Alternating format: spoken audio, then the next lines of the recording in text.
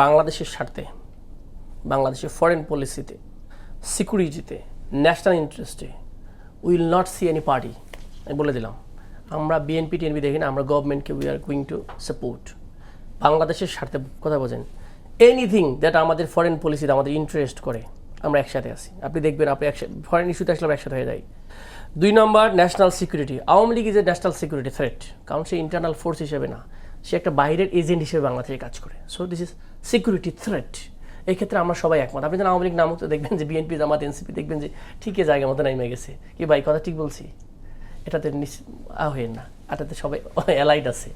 So শতভাগ সত্য, এটার ব্যাপারে কোনো দ্বিমত নাই। যদি ভাবে আর হাসি মুশকি এটা সুযোগ নাই, সুতরাং এটা মজা নেওয়ার কোনো সুযোগ নাই। কেমন এটাতে ক্ষেত্রে সবাই একমত। আমাদের ভিতরে দ্বিমত অনেক বেশি, এমন অনেক কিছু হতেই পারে, মানে স্বাভাবিক পার্টি হিসেবে দুই দলের।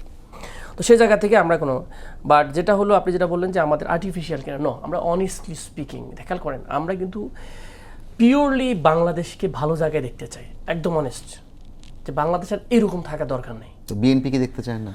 এখন বিএনপিকে যে দেখতে চাই, তো আমরা কিভাবে পাবো? তার প্রমাণটা দেওয়ার জন্য প্রথম কাজ হলো বাংলাদেশ পরিবর্তনের জন্য ইনস্টিটিউশনস দরকার, যেন আপনি ব্যক্তি না থাকলেও প্রতিষ্ঠানগুলো ধরে রাখতে পারে। যেটা বললাম যে ঘুষ খাইতেছে কোনো আর সমস্যা হইতেছে না।